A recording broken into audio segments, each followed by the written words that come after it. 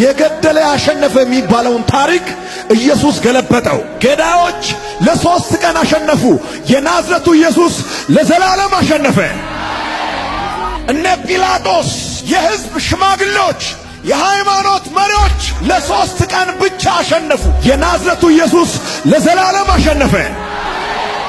በነገራችን ኢየሱስ ተገዶ ሳይሆን የሞተው ተስማምቶ ነው።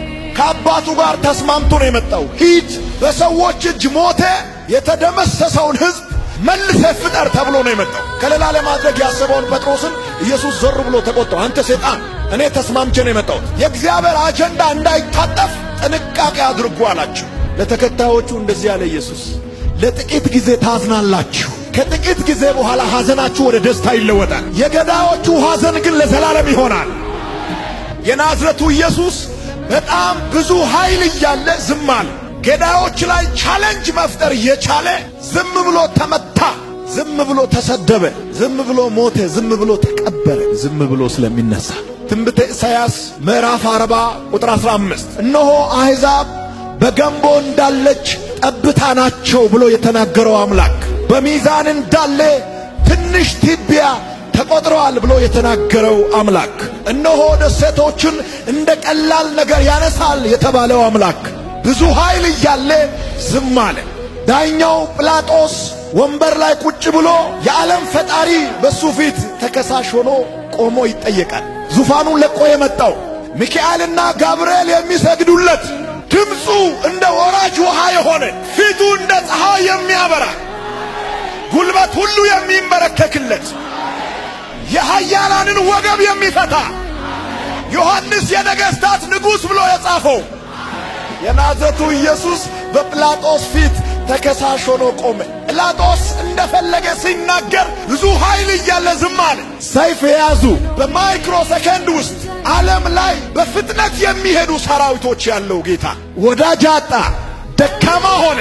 በዛ በሚያምረው ፊቱ ላይ የመንደር ሰዎች እየመጡ ስሉበት ብዙ ኃይል እያለ ዝም አለ። ለ3 ቀን ነው። ከታገሳችሁ የምታዩት ክብር አለ። ማቴዎስ ወንጌል ምዕራፍ 27 ቁጥር 44 ላይ የስድብ ናዳ ያወርዱበት ነበረ ይላል። ስድብ አይደለም፣ የስድብ ናዳ መራራ የተቀላቀለበት የወይን ጠጅም ቢሆን ለ3 ቀን ነው። ድንጋይ ተሸክሞ አፈር ውስጥ መተኛትም ለ3 ቀን ነው። እዚህ ጉባኤ ውስጥ ያላችሁ በዚህ ቃል ትነሳላችሁ። በዚህ ቃል ሕያው ትሆናላችሁ። በዚህ ቃል እንደገና ትቆማላችሁ። በዚህ ቃል የእናንተ የሆነ ነገር ሕያው ይሆናል።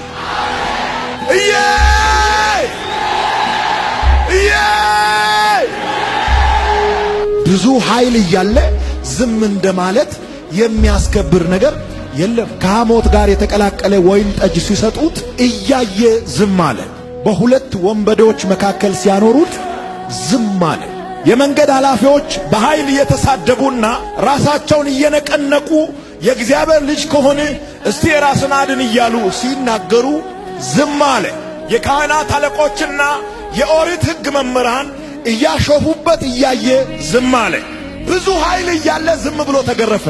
እኛ ቤት እኮ ልጆች ለመግረፍ ስንፈልግ ራሳቸውን ይከላከላሉ። እንደዚህ ብሎ የሚገረፍ ሕፃን የለም። ኢየሱስ ሕፃን የሚያሳየውን አክት እንኳን አላሳየም። ጀርባውን ስጠን ሲባል ጀርባውን ይሰጣል። ሲመቱን እያለ ይጠብቃል። ብዙ ኃይል እያለ ዝም ብሎ ተገረፈ። የጥበብ ሁሉ ጌታ፣ የእውቀት ሁሉ መጨረሻ፣ ክብሩን አሳልፎ የሰጠው፣ እርቃኑን የተሰቀለው፣ በምስማር የተወጋው፣ በጅራፍ የተገረፈው፣ በፀሐይ የተቃጠለው፣ መራራውን የጠጣው፣ ዓለሞችን ካለመኖር ወደ መኖር ያመጣ፣ ለሰማይና ለምድር ውበት የሆነ አምላክ ራቁቱን የተሰቀለው ተሸንፎ ሳይሆን ተስማምቶ ነው። ሞቶ ያሸነፈ በዓለም ታሪክ አንድ ሰው ብቻ ነው። የናዝሬቱ ኢየሱስ ይባላል። ብዙ ኃይል እያለ ሞተ። ብዙ ኃይል እያለ ተቀበረ።